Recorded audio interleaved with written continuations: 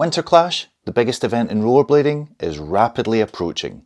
Not only are the best skaters in the world about to descend on Eindhoven, but we've got 3 new skates being showcased by Them Skates, Faction and Blank.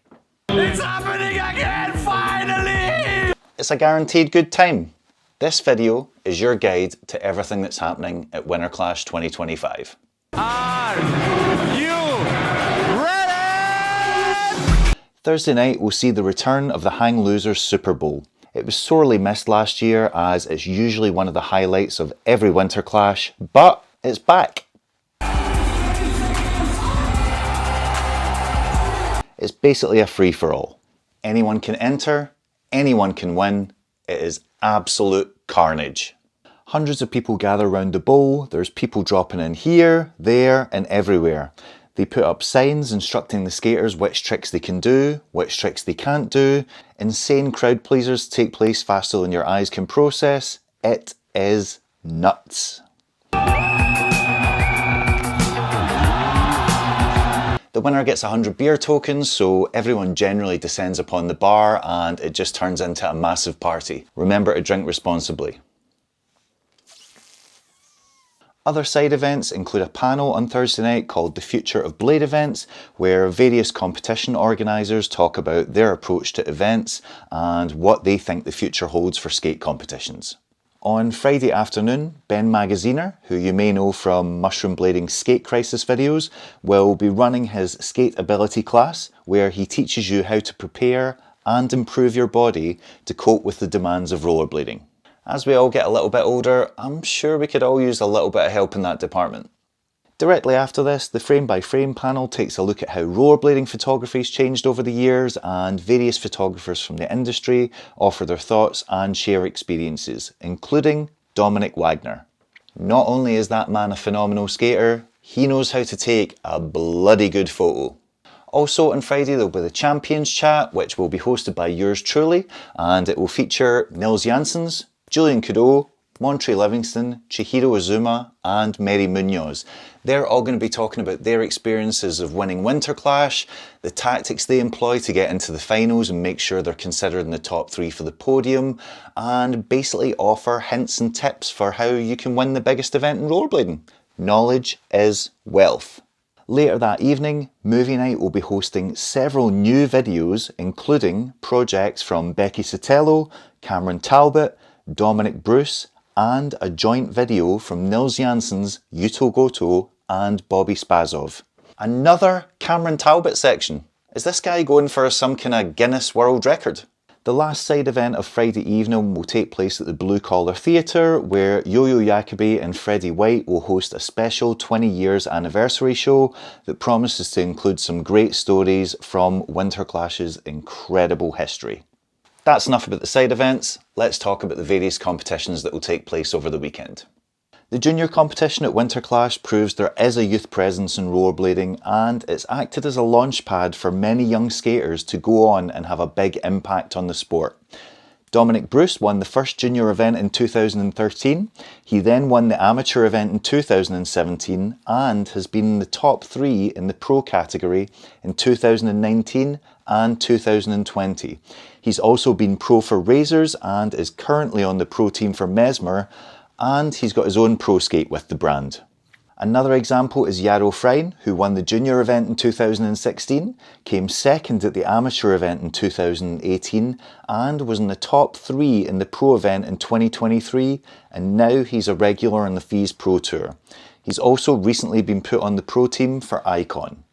Martin Danning won the junior event in 2017, the amateur event in 2018 and has regularly featured in the pro finals ever since. He's also had a pro wheel from Orange Wheel Co. and he's on the Mesmer team. Other examples of skaters who've placed in the top 3 at the junior event and gone on to do great things are Levi Van Rijn, Danilo Senna, Lauric Picard and Noburo Katayama. If you want to see what the future of rollerblading holds, you can get a glimpse by watching the junior event at Winterclash. Another event is the amateur competition, which is at such a high standard that many of the people who placed in the top 3 could easily have competed in the pro event that year and got in the final, possibly even on the podium. Anthony Poitier is a perfect example. He won the amateur event in 2011, came second in the pro event in 2014 and 2015, then won the pro event in 2017 and 2018. He is currently on the pro team for FR and has 2 pro skates to his name. The female category at Winterclash is one of, if not the, most competitive female competitions in all of rollerblading.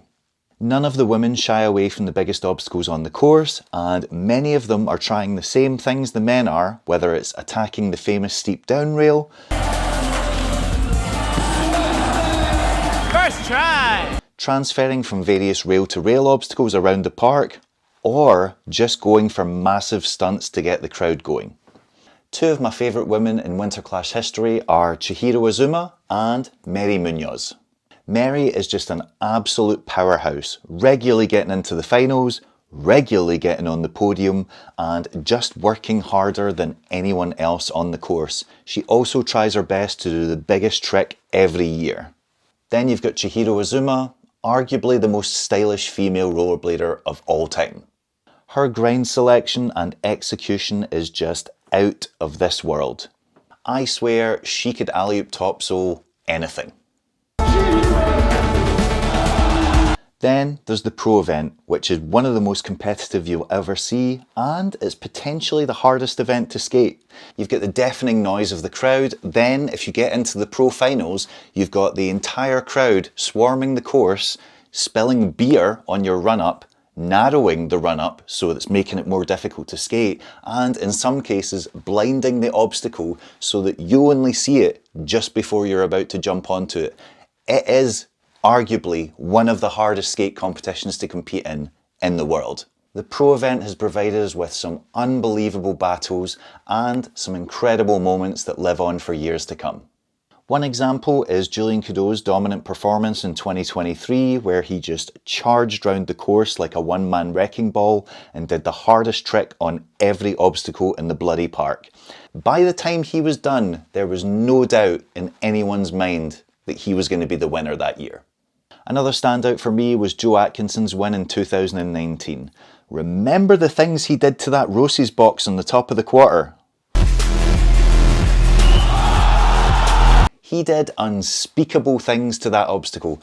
That obstacle is still in therapy, trying to work through the things that he did to it.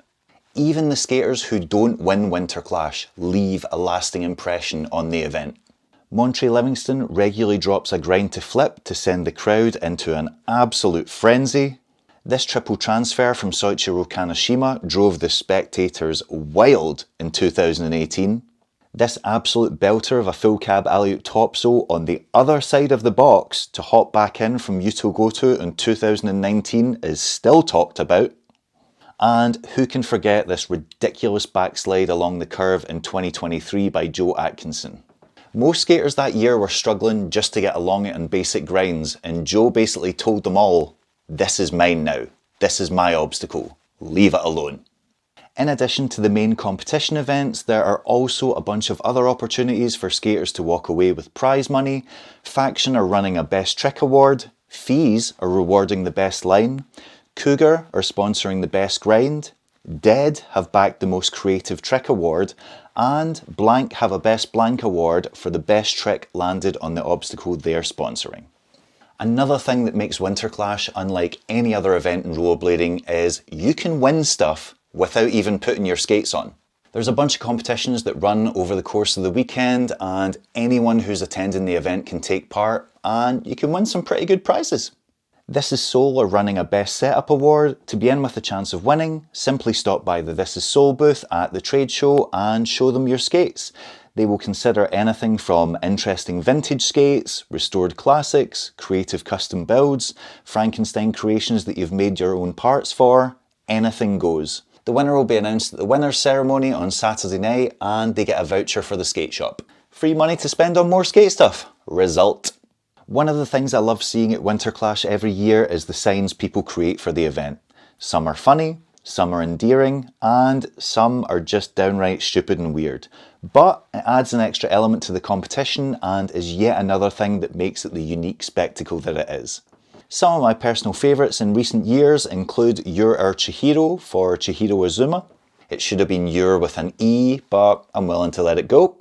And Hold My Danny Beer for, you guessed it, Danny Beer. With a body like his, something is telling me Danny Beer has not drank many beers over the years.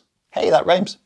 The winner of the Best Sign Award gets free entry to next year's event and a huge round of drinks for them and their friends. Also, you're helping to add to the atmosphere at the skate park. If you fancy yourself as a bit of a dab hand at filming and editing, or you've got an interesting idea for documenting Winterclash or showing how special it is, you can enter the Best Reel Award and you win a hotel room, a media pass and a media vest for next year's event. So essentially, your accommodation and your entry fee is paid. Brilliant! All you need to do is post your reel on Instagram after the event's finished, tag Winterclash Official, tag SkatePro, and you're in with a chance of winning. Other madness you're guaranteed to witness at Winterclash is someone will always decide to act the clown and be a crash test dummy and just throw themselves onto the ramp for the crowd's entertainment. I actively discourage doing this. Don't hurt yourself for no reason. And last but not least, there is always a massive dance party after the pro finals have finished. Everyone gets on the course, they turn up the music, people are jumping about, flinging themselves on the ground, breakdancing, doing flatland flips. Someone always gets a giant rope out and there's this huge game of skip rope. Basically, it is one hell of a good time. If you've been to Winterclash before, you'll know how unique and special it is, and you'll know that when you leave the event, you just walk away feeling more positive about rollerblading and the state that the sport's in and the culture. And if you haven't been or you're not going this year, you are missing out. Make sure you get a ticket next year, book your flights, book your accommodation. You cannot miss this. It is one of the most iconic, culturally important events in rollerblading, and I promise you, it will make you love the sport more after you've been. Every time I come back to Winterclash, for me, it shows that rollerblading is alive. And I think that's what counts.